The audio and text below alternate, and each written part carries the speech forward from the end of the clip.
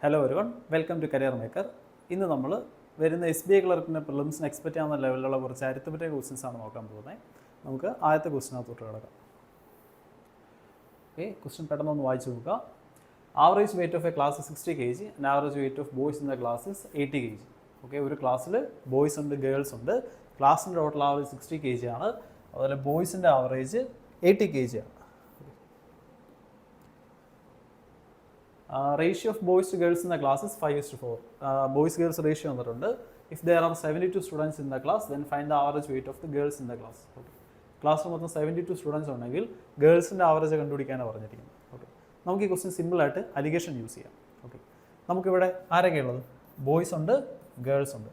Okay, ക്ലാസ്സിൻ്റെ average വന്നിട്ടുണ്ട്. എത്രയാണ്? 60. അത് നമ്മൾ നടുക്കെഴുതും. ഓക്കെ, ബോയ്സിൻ്റെ ആവറേജ് വന്നിട്ടുണ്ട് 80. ഗേൾസിൻ്റെ ആവറേജ് ആണ് കണ്ടുപിടിക്കേണ്ടത്. ഓക്കെ, നമ്മൾ ആവറേജ് യൂസ് ചെയ്താണ് അലിഗേഷൻ ചെയ്യാൻ പോകുന്നത്.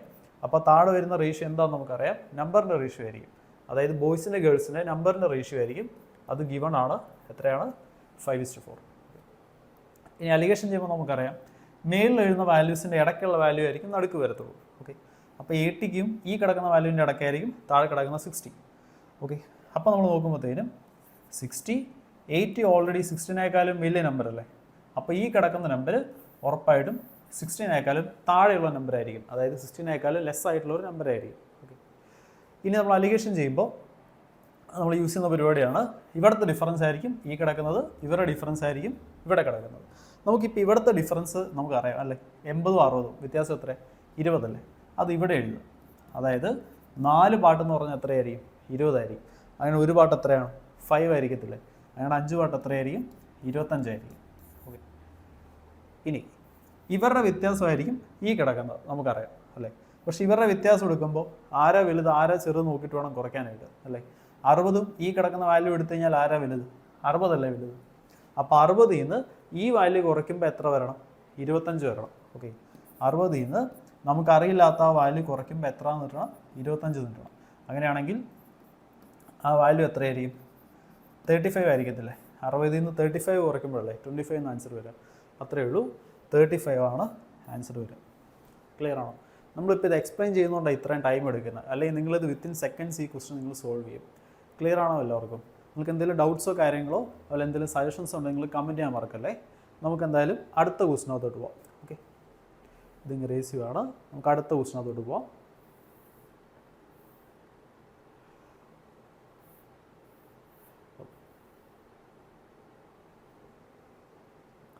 ഓക്കെ, ക്വസ്റ്റ്യൻ പെട്ടെന്നൊന്ന് വായിച്ചു നോക്കുക. A man invested RSX at 15% per annum at simple interest for 4 years and RS 1.35x at 18% per annum at SA for 3 years.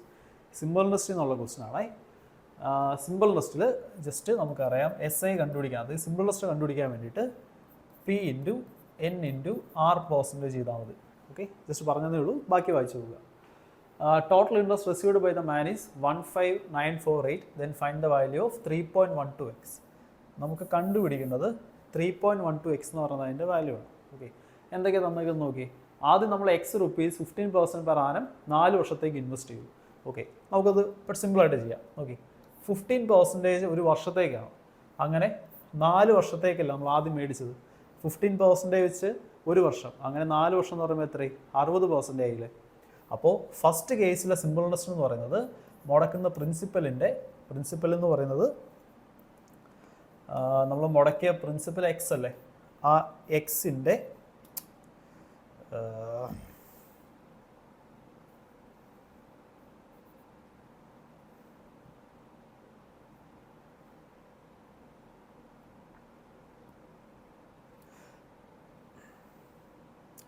ആ എക്സിൻ്റെ 15% വെച്ച് 4 വർഷം, അപ്പോൾ എത്രയും 60%. ആ എക്സിൻ്റെ 60% ആണ് ഫസ്റ്റ് കേസിൽ കിട്ടുന്ന സിമ്പിൾ ഇൻട്രസ്റ്റ്. ഓക്കെ, ഇനി സെക്കൻഡ് കേസിൽ എന്താ ഇൻവെസ്റ്റ് ചെയ്തേക്കുന്നത്? 1.35x 18% വെച്ച് 3 വർഷത്തേക്ക്. അപ്പോൾ അവിടെ വരുന്ന SI എന്ന് പറഞ്ഞാൽ 1.35x ഇൻറ്റു റേറ്റ് എത്രയാണ്? 18%. N എത്രയാണ്? 3 years. ഓക്കെ, ഇത് മൾട്ടിപ്ലൈ ചെയ്ത് കഴിഞ്ഞാൽ നമുക്ക് സെക്കൻഡ് കേസിൽ സിമ്പിൾ ഇൻട്രസ്റ്റ് കിട്ടും. രണ്ടിൻ്റെയും സമ്മാണ് എത്ര? 15948. ഓക്കെ, അപ്പോൾ ഈ ടേമിനെ നമുക്ക് ഇതുപോലെ തന്നെ ഒന്ന് സിമ്പിളാക്കണം. സിമ്പിളാക്കാൻ വേണ്ടിയിട്ട് നമുക്കൊരു കാര്യം ചെയ്യാം. 1.35 ഇല്ലേ, 18%-നകത്ത് ഒരു 2 ഇങ്ങോട്ട് എടുക്കുക. 18% ഒരു 2 എടുത്തു കഴിഞ്ഞാൽ ഇത് 2 × 9% ആയില്ലേ. ഓക്കെ, 2 × 1.35 ചെയ്ത് കഴിഞ്ഞാൽ 2.7x എന്ന് കിട്ടത്തില്ലേ. 9% × 3 ചെയ്ത് എത്രയാണ്? 27%. അപ്പോൾ നോക്കി, 27 × 2.7, പിന്നെ ഒരു എക്സും പിന്നെ ഒരു പെർസെൻറ്റേജ് അല്ലേ ഉള്ളൂ. ഇത് മൾട്ടിപ്ലൈ നമുക്കറിയാം, കാരണം 27ൻ്റെ സ്ക്വയർ അങ്ങ് എടുത്തു. അപ്പോൾ 27ൻ്റെ സ്ക്വയർ എടുത്തത് 729 അല്ലേ. അപ്പോൾ ഈ ടേം 72.9 എക്സ് അത്രയും പെർസെൻറ്റേജ് ഉണ്ട്, അല്ലെങ്കിൽ എക്സിൻ്റെ 72.9% ഉണ്ട്. ഓക്കെ ആണ്. നമുക്കിതിങ്ങനെ എക്സിൻ്റെ ഇത്ര പെർസെൻറ്റേജ് എന്നുള്ള രീതി എളുപ്പത്തിൽ കിട്ടാൻ വേണ്ടിയിട്ടാണ് നമ്മൾ ഇങ്ങനെ ആക്കുന്നത്. ഓക്കെ, ഇത് രണ്ടും കൂടെ ആഡ് ചെയ്യുക. ഇതാണ് ഫസ്റ്റ് കേസിലെ സിമ്പിൾ ഇൻട്രസ്റ്റ്, ഇതാണ് സെക്കൻഡ് കേസിലെ സിമ്പിൾ ഇൻട്രസ്റ്റ്. രണ്ടും കൂടെ നമ്മൾ ആഡ് ചെയ്യുക. അപ്പോൾ എത്ര ഇടും? 16 72.9 കൂടെ ആഡ് ചെയ്ത് എക്സിൻ്റെ 132.9% എന്ന് കിട്ടത്തില്ലേ. ഇതാണ് നമുക്ക് തന്നിരിക്കുന്ന 15948.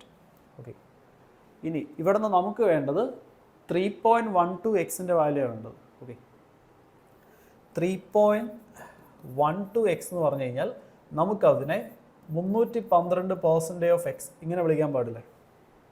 ഓക്കെ ആണോ? 3.12 എക്സിനെ നമുക്ക് 312% ഓഫ് എക്സ് എന്ന് വിളിക്കാൻ പാടില്ലേ. അപ്പോൾ ഇത് തന്നിട്ടുണ്ട്, നമുക്ക് കണ്ടുപിടിക്കേണ്ടത് എക്സിൻ്റെ 312% ആണ്. അതെങ്ങനെ സോൾവ് ചെയ്യും? ഈ 132.9നെ അപ്പുറത്തോട്ട് കൊണ്ടുപോവുക.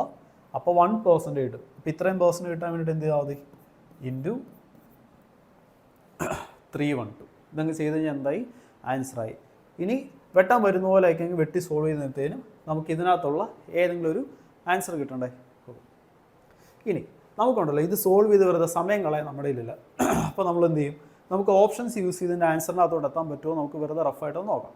ഓക്കെ, ഇവിടെ എന്തായാലും ഒരു ഡെസിമലുണ്ട്. ആ ഡെസിമൽ കളയാൻ വേണ്ടി നമ്മൾ എന്ത് ചെയ്യും? ഡെസിമൽ കളയാൻ വേണ്ടി നമ്മൾ 10 വെച്ച് മൾട്ടിപ്ലൈ ചെയ്യത്തില്ലേ, മേളും താഴെ. ഓക്കെ, മേളും താഴെ നമ്മൾ 10 വെച്ച് മൾട്ടിപ്ലൈ ചെയ്യുമ്പോഴത്തേനും താഴത്തെ ഡെസിമൽ പോവും, മേളിലൊരു 0 വരത്തില്ലേ. ഇനി 9 × എന്ത് മൾട്ടിപ്ലൈ ചെയ്യുമ്പോഴാണ് മേളിൽ 8 വരുന്നത്? 2 മൾട്ടിപ്ലൈ ചെയ്യുമ്പോഴല്ലേ. അപ്പോൾ ഈ ഡിവിഷൻ്റെ അവസാനത്തെ ഡിജിറ്റ് എത്രയായിരിക്കും? 2 ആയിരിക്കും. ആ 2 അല്ലെങ്കിൽ 20 ആയിരിക്കും ഇതിൻ്റെ അവസാനം, കാരണം ലാസ്റ്റ് നമ്മൾ 0 ഇട്ടിട്ടില്ലേ. 20 × 2 മൾട്ടിപ്ലൈ ചെയ്ത് കഴിഞ്ഞാൽ അവസാനം 40 എന്ന് വരത്തില്ലേ. അപ്പോൾ ആൻസർ ഉറപ്പായിട്ടും, ഓക്കെ, ഈ പറഞ്ഞ ആൻസർ ഉറപ്പായിട്ടും അവസാനം 40 അവസാനിക്കുന്ന ഒരു നമ്പർ ആയിരിക്കണം. ഓക്കെ ആണോ? അതായത് ഈ ഡിവിഷൻസ് ഒക്കെ പ്രോപ്പറായിട്ട് നടക്കുവാണെങ്കിൽ നമുക്ക് കിട്ടുന്ന ആൻസർ എത്രയായിരിക്കണം? 37440 ആയിരിക്കും. ഇനി ഈ ഡിവിഷൻ പ്രോപ്പറായിട്ട് നടക്കുമോ ഇല്ലയോ എന്ന് നമ്മളെങ്ങനെയാണ് തിരിച്ചറിയുന്നത്? ഓപ്ഷൻസ് നോക്കിയാൽ മതി അല്ലേ. ഡിവിഷൻ പ്രോപ്പറായിട്ട് നടക്കുമോ ഇല്ലയോ എന്ന് മനസ്സിലാവണമെങ്കിൽ വെറുതെ ഓപ്ഷൻ നോക്കിയാൽ മതി. ഓപ്ഷനിലുള്ള എല്ലാ ആൻസറും ഡെസിമൽ ഇല്ലാത്ത ഹോൾ നമ്പേഴ്സ് അല്ലേ. അപ്പോൾ ഈ ഡിവിഷൻ പ്രോപ്പറായിട്ട് നടക്കും. ഉറപ്പായിട്ടും 37440 ആയിരിക്കും ആൻസർ. ഓക്കെ, നമുക്ക് നെക്സ്റ്റ് ക്വസ്റ്റിനകത്ത് കൊടുക്കാം. നിങ്ങൾക്ക് എന്തെങ്കിലും ഡൗട്ട്സോ കാര്യങ്ങളൊക്കെ ഉണ്ടെങ്കിൽ കമൻറ്റ് ചെയ്യാൻ മറക്കരുത്. ഓക്കെ, നമുക്ക് 4ാമത്തെ ക്വസ്റ്റിനകത്തോട്ട് കിടക്കാം. ഓക്കെ, ക്വസ്റ്റ്യൻ പെട്ടെന്നൊന്ന് വായിച്ചു നോക്കുക.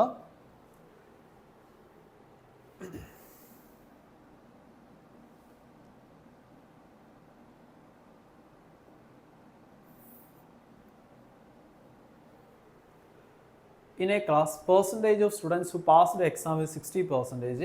Number of boys and girls who pass the exam is the same. If boys who fail the exam are 200% more than girls who fail in the exam, then find the percentage of girls who failed out of total students. കുറേ percentage എന്നൊക്കെ പറഞ്ഞുകൊണ്ട് അധികം കാര്യങ്ങൾ പറയുന്നുണ്ട്. നമുക്ക് time by time നമുക്കൊന്ന് വെട്ടിമുറിച്ചൊന്ന് പരിശോധിക്കാം.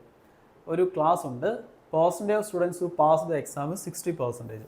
അപ്പോൾ ഒരു ക്ലാസ് ഉണ്ട്, ആ ക്ലാസ്സിലെ 60% students പാസ്സായിട്ടുണ്ട്.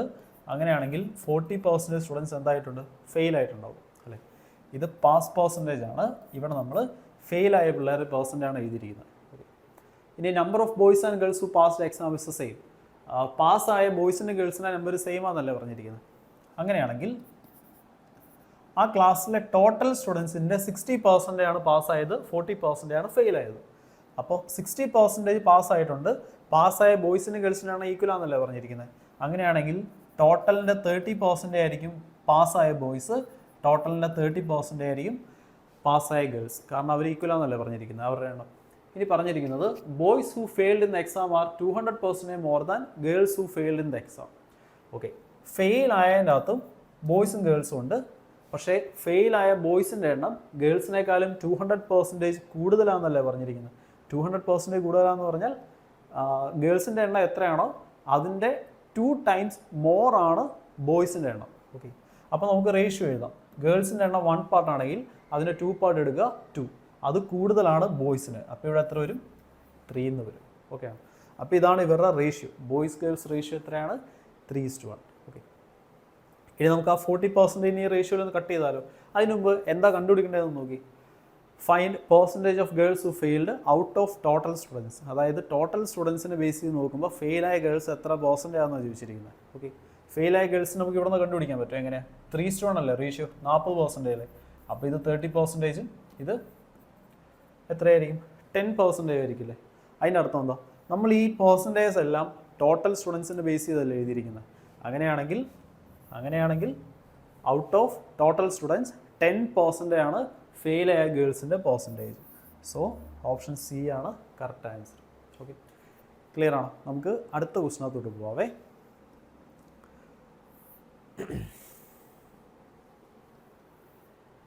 Okay, 5th one question എല്ലാവരും പെട്ടെന്നൊന്ന് വായിച്ച് നോക്കുക.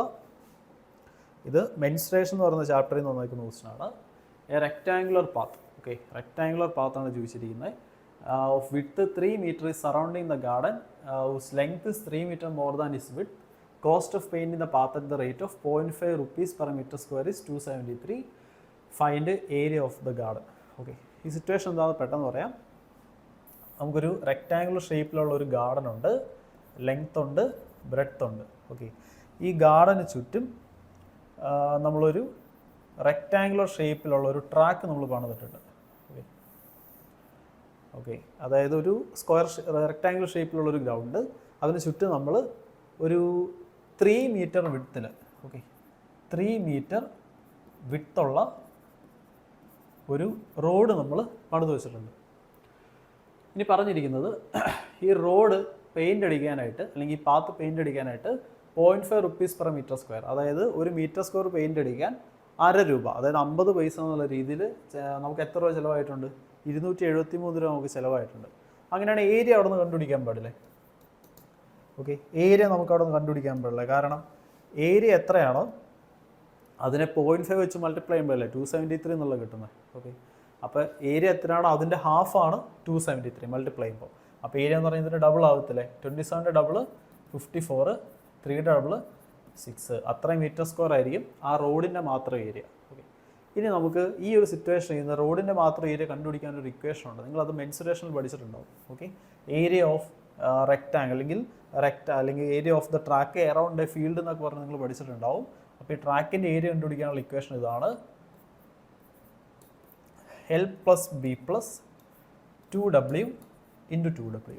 ഓക്കെ, ഒരു ട്രാക്കിന് ചുറ്റും W വിഡ്ത്തുള്ള ഒരു റോഡ് പണിത് കഴിഞ്ഞാൽ ആ റോഡിൻ്റെ ഏരിയ കിട്ടാനുള്ള ഇക്വേഷൻ ഇതാണ്. L plus B plus 2W into 2W. Okay, ഇനി നമുക്ക് വേണ്ടത് ഏരിയ ഓഫ് ദി ഗാർഡൻ ആണ്. അതായത് ലെങ്ത്തും ബ്രെഡ്ത്തും ആണ് നമുക്ക് വേണ്ടത്.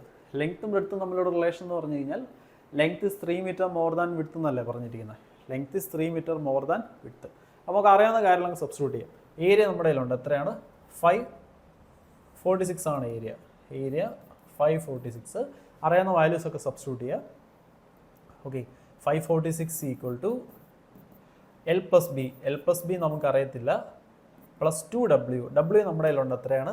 3 ആണ്. ഇപ്പോൾ 2W എന്ന് പറഞ്ഞാൽ 6 അല്ലേ. മൊത്തം ഇൻറ്റു 2W, 6 തന്നെ മൾട്ടിപ്ലൈ ചെയ്താൽ ഈ പറഞ്ഞ സാധനം കിട്ടുന്ന അവർ പറഞ്ഞിരിക്കുന്നത്. 6 നമുക്ക് നേരെ ഇവിടെ കൊണ്ട് ഡിവൈഡ് ചെയ്യാം. 6 ഡിവൈഡ് ചെയ്യുമ്പോഴത്തേനും 91 എന്ന് കിട്ടത്തില്ലേ. 6 ഇവിടെ കൊണ്ടുവന്ന് കുറയ്ക്കണ്ടേ. അപ്പോൾ L plus B എത്രയാണെന്ന് കിട്ടും? L plus B 6 ഇവിടെ കൊണ്ടുവന്ന് കുറയ്ക്കുമ്പോഴത്തേനും നമുക്ക് 85 എന്ന് കിട്ടും. Length plus breadth. ഓക്കെയാണ്. ഇനി ലെങ്ത്ത് വിഡ്ത്തിനേക്കാളും 3 meter കൂടുതലാണെന്നല്ല പറഞ്ഞിരിക്കുന്നത്. അപ്പോൾ ഇതിൽ നിന്ന് ആദ്യം ഒരു 3 meter അങ്ങ് കുറയ്ക്കുക. അപ്പോൾ എത്രയുണ്ട്? അപ്പോൾ ഇതിൽ നിന്ന് നമ്മളൊരു 3 ആദ്യം കുറയ്ക്കുക. അതായത് ഇവരുടെ സമ്മിൽ നിന്ന് ഒരു 3 അങ്ങ് മാറ്റുക. ബാക്കി എത്രയുണ്ട്? 82. 82നെ ഹാഫ് ആക്കുക. 41. ഇനി ഏതൊരാൾക്ക് 3 meter കൂടുതലാണെന്നല്ല പറഞ്ഞിരിക്കുന്നത്. ആ കൂടുതലുള്ള ആൾക്ക് 3 അങ്ങ് കൊടുത്തേക്കുക. കാരണം ലെങ്ത്തിനല്ലേ 3 കൂടുതൽ. അപ്പോൾ ഇത് 44ഉം 41ഉം. ഇതായിരിക്കും ലെങ്ത്തും ബ്രെഡ്ത്തും. ഇനി നമുക്ക് ഏരിയയുടെ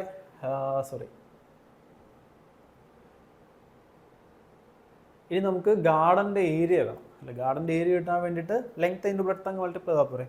44 × 41 അങ്ങ് മൾട്ടിപ്ലൈ ചെയ്യുക, അതായിരിക്കും ആൻസർ. ഓക്കെ, എന്തായാലും ലാസ്റ്റ് ഡിജിറ്റ് 4 ആയിരിക്കും, പക്ഷേ 4ൽ അവസാനിക്കുന്ന 2 ആൻസർ അല്ലേ. നമുക്ക് പെട്ടെന്ന് നമുക്ക് മൾട്ടിപ്ലൈ ചെയ്യാം. 44, 41 നിങ്ങൾ ക്രോസ് മൾട്ടിപ്ലൈ ചെയ്താലും മതി, അല്ലെങ്കിൽ സ്പ്ലിറ്റ് ചെയ്ത് മൾട്ടിപ്ലൈ ചെയ്താലും മതി, ഒരു കുഴപ്പമില്ല. ക്രോസ് മൾട്ടിപ്ലൈ ആണെങ്കിൽ ഇവിടെ 4 വരും, 16 4 20. അപ്പോൾ അവസാനത്തെ 2 ഡിജിറ്റ് 04 ആണ്. അപ്പോൾ 8304 ആയിരിക്കും ആൻസർ. നമുക്കല്ലെങ്കിൽ സ്പ്ലിറ്റ് ചെയ്തൊന്ന് കണ്ടുപിടിച്ച് നോക്കിയാലോ. 44 × 4 എത്രയാണ്? 160, 16, 176. അപ്പോൾ 1760. പിന്നെ ഒരു 41 കൂടെ ആഡ് ചെയ്യണ്ടേ. അപ്പോൾ അവസാനത്തെ 2 ഡിജിറ്റ് എത്ര? ഇനി നമുക്ക് സ്പ്ലിറ്റ് ചെയ്ത് മൾട്ടിപ്ലൈ ആൻസർ കണ്ടുപിടിച്ച് നോക്കാം. 44 × 41. 44 × 4 മൾട്ടിപ്ലൈ എത്രയാണ്? 160, 16, 176 0. അതിൻ്റെ കൂടെ 44 × 1, 44 കൂടെ ആഡ് ചെയ്യണ്ടേ. ആഡ് ചെയ്യുമ്പോഴത്തേനും ലാസ്റ്റ് 2 ഡിജിറ്റുകൾ എത്രയായിരിക്കും? അവസാനം 4, ഇപ്പോൾ ഒരു 04 അല്ലേ വരിക. അപ്പോൾ 1804 ആയിരിക്കും ആൻസർ വരിക. ഓക്കെ, ക്ലിയർ ആണോ? നമുക്ക് നെക്സ്റ്റ് ക്വസ്റ്റിനകത്തോട്ട് പോകാം.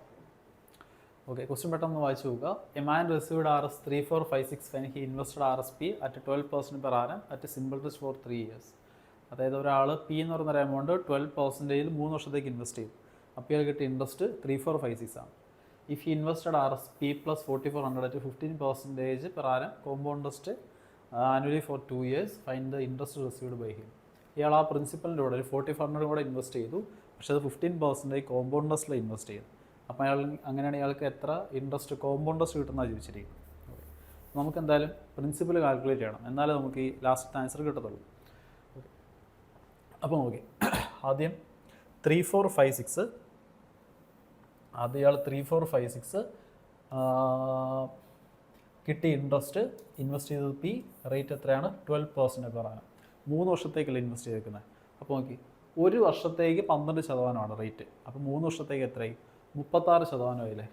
അതായത് പി എമൗണ്ട് ഇൻവെസ്റ്റ് ചെയ്തു, 12% വെച്ച് 3 വർഷം. അപ്പോൾ എത്ര ശതമാനമായി? 36% ഇൻട്രസ്റ്റ്. ആ ഇൻട്രസ്റ്റാണ് 3456. ഇത് സോൾവ് ചെയ്താൽ നമുക്ക് എന്ത് കിട്ടും? ഇത് സോൾവ് ചെയ്താൽ നമുക്ക് പ്രിൻസിപ്പൽ കിട്ടും. ഓക്കെ, അപ്പോൾ പ്രിൻസിപ്പൽ കൃത്യമായിട്ട് വെട്ടുമോ നമുക്ക് നോക്കാം. 36-നുള്ള ഫാക്ടേഴ്സ് 4 9 അല്ലേ. 9 ഇവിടെ വെട്ടുമോ നോക്കി. 5 4 9, 6 3 9, 9 വെട്ട്. പിന്നെ ഒരു 4 ഇല്ലേ, 56-ൽ 4 ഡിവൈഡ് ആവുമല്ലോ. ലാസ്റ്റ് 2 ഡിജിറ്റ് 4 ഡിവൈഡ് ആണെങ്കിൽ നമ്പറിൽ ഫുള്ള് 4 ഡിവൈഡ് ആവത്തില്ലേ. അപ്പോൾ ഒരു കാര്യം ചെയ്യാം, 36 അതുപോലെ തന്നെ കൊണ്ടേ വെട്ടാം. അപ്പോൾ 2 തവണ വെട്ടുന്ന ആ ഒരു ടൈം ഡിലേ നമുക്ക് മുഴുവനായി കിട്ടും. ഓക്കെ, 36 355 എത്ര തവണ ഡിവൈഡ് ആവും? 10 തവണ ഡിവൈഡ് ആവത്തില്ല, 9 തവണ ഡിവൈഡ് ആവത്തുള്ളൂ. ഓക്കെ, 36 × 9 എത്ര?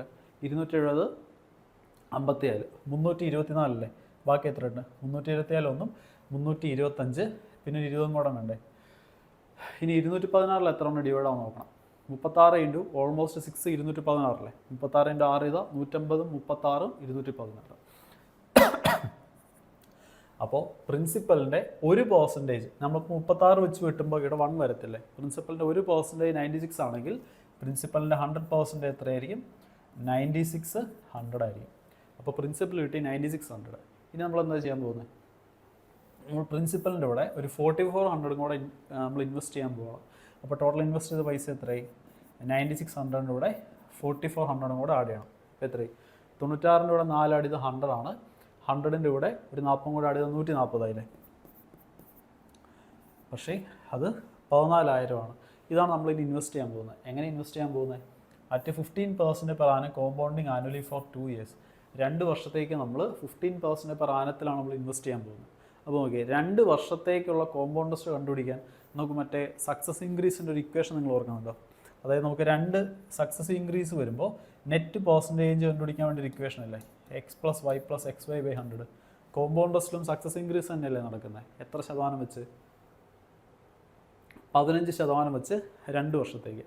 അപ്പോൾ ഈ എക്സിൻ്റെ വൈയുടെ അവിടെ നിങ്ങൾ 15% സബ്സ്റ്റിറ്റ്യൂട്ട് കൊടുക്കുക. ഓക്കെ, അപ്പോൾ എത്ര വരും? നെറ്റ് റേറ്റ് 2 വർഷത്തെ net rate on compound interest. അല്ലെങ്കിൽ നമുക്ക് ഇതിനെ മറ്റൊരു രീതിയിൽ ഇക്വേഷൻ ആക്കാം.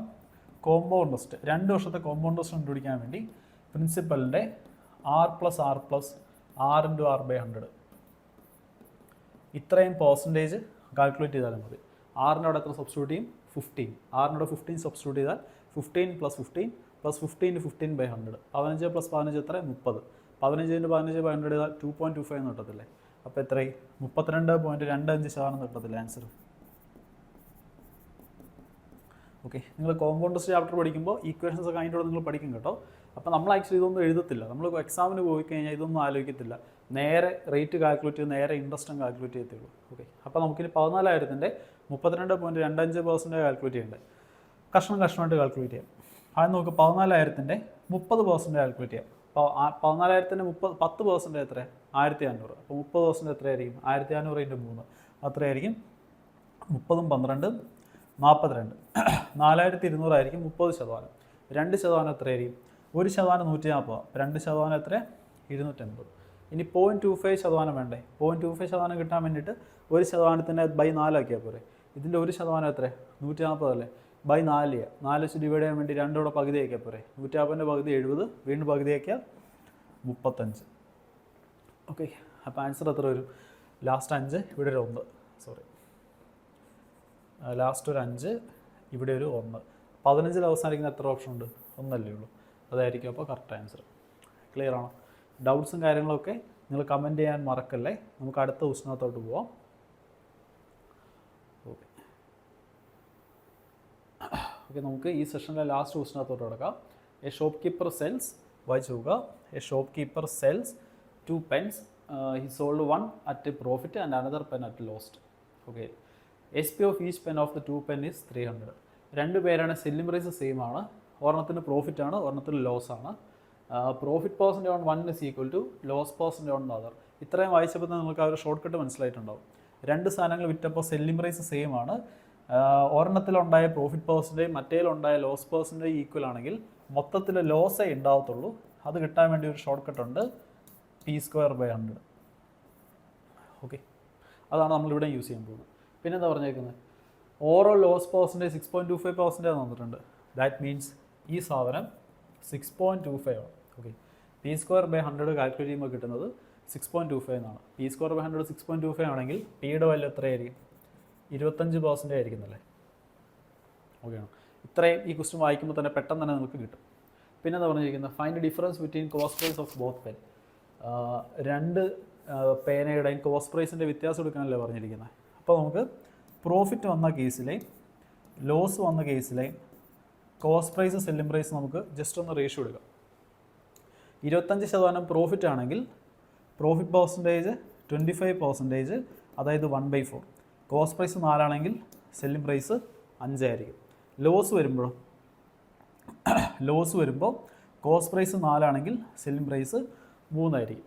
രണ്ടിൻ്റെ സെല്ലിംഗ് പ്രൈസ് ഈക്വൽ ആണെന്നല്ലേ പറഞ്ഞിരിക്കുന്നത്. സെല്ലിംഗ് പ്രൈസ് ഈക്വൽ ആക്കാൻ വേണ്ടിയിട്ട് ഇതിനെ 15ഉം 12ഉം ആക്കുക. അതായത് 3 വെച്ച് ഇവിടെ മൾട്ടിപ്ലൈ ചെയ്യുക, 5 വെച്ച് അവിടെ മൾട്ടിപ്ലൈ ചെയ്താൽ 20/15 എന്ന് വരത്തില്ലേ. ഇപ്പോൾ രണ്ടിടത്തേയും സെല്ലിംഗ് പ്രൈസുള്ള റേഷ്യോയിൽ ഈക്വൽ ആയിട്ടുണ്ട്. ഇനി നമുക്ക് വേണ്ടത് 2 കോസ്റ്റ് പ്രൈസുകളുടെ വ്യത്യാസമാണ്. 2 കോസ്റ്റ് പ്രൈസുകളുടെ വ്യത്യാസം എത്ര? 8 പാർട്ടല്ലേ. 8 പാർട്ടാണ് അപ്പോൾ കണ്ടുപിടിക്കേണ്ടത്. നമ്മുടെ കയ്യിലുള്ളത് 15 പാർട്ടാണ്. 15 പാർട്ട് സെല്ലിംഗ് പ്രൈസ് അല്ലേ, എത്രയാണ്? 300 ആണ്. 15 പാർട്ട് 300 ആണെങ്കിൽ ഒരു പാർട്ട് 20 ആയിരിക്കത്തില്ലേ. അങ്ങനെയാണെങ്കിൽ കോസ്റ്റ് പ്രൈസുള്ള വ്യത്യാസം 8 പാർട്ടല്ലേ. 20 × 8 160 ആയിരിക്കും ആൻസർ. നമ്മളിപ്പോൾ റേഷ്യോ ഇട്ടാണ് ഈ വാല്യൂസ് കണ്ടുപിടിച്ചത്. നമുക്ക് വേണമെങ്കിൽ വാല്യൂ കൊടുത്തും കണ്ടുപിടിക്കാം. ഓക്കെ, അതും കൂടെ ജസ്റ്റ് ഒന്ന് നോക്കാം. ഞാൻ ഇതങ്ങ് മാറ്റി വേണേ. കോസ്റ്റ് പ്രൈസ് സെല്ലിംഗ് പ്രൈസ് നമുക്ക് ഇവർ സെല്ലിംഗ് പ്രൈസ് ഡയറക്റ്റായിട്ട് തന്നിട്ടുണ്ട്. എത്ര? 300 അല്ലേ. ഓക്കെ, ഇവിടെ പ്രോഫിറ്റാണ്. 25% പ്രോഫിറ്റ് കിട്ടുമ്പോഴാണ് 300 വരുന്നത്. 25% പ്രോഫിറ്റ് കിട്ടുമ്പോൾ 300 വരണമെങ്കിൽ ഈ സെല്ലിംഗ് പ്രൈസ് കോസ്റ്റ് പ്രൈസിൻ്റെ 5/4 ആയിരിക്കത്തില്ലേ. അപ്പോൾ കോസ്റ്റ് പ്രൈസ് 240 കിട്ടത്തില്ലേ. ഇനി ഇവിടെ 25% നഷ്ടമല്ലേ. 25% നഷ്ടത്തിൽ വിൽക്കുമ്പോഴാണ് 300 രൂപയ്ക്ക് വിൽക്കുന്നത്. 25% നഷ്ടം എന്ന് പറഞ്ഞാൽ 3/4 ഭാഗത്തിലല്ലേ വിൽക്കുന്നത്. അങ്ങനെയാണെങ്കിൽ കോസ്റ്റ് പ്രൈസ് 400 ആയിരിക്കണ്ടേ. ഇനി വ്യത്യാസം എടുത്തേ. 2 കോസ്റ്റ് പ്രൈസിൻ്റെ വ്യത്യാസം എത്രയായിരിക്കും? 160 ആയിരിക്കും വ്യത്യാസം. ക്ലിയർ ആണോ? അപ്പോൾ ഇന്ന് നമ്മൾ വരുന്ന SBI ക്ലർക്കിന് എക്സ്പെക്റ്റ് ചെയ്യാവുന്ന കുറച്ച് അരിത്തമെറ്റിക് ക്വസ്റ്റ്യൻസ് ആണ്. ഇത്രയും ക്വസ്റ്റ്യൻസ് എല്ലാവർക്കും ക്ലിയർ ആണെന്ന് വിചാരിക്കുന്നു. നിങ്ങളുടെ പ്രിപ്പറേഷൻ ഇത് ഹെൽപ്ഫുൾ ആണെന്ന് വിചാരിക്കുന്നു. അപ്പോൾ നമുക്ക് മറ്റൊരു വീഡിയോ കാണാം. Thank you.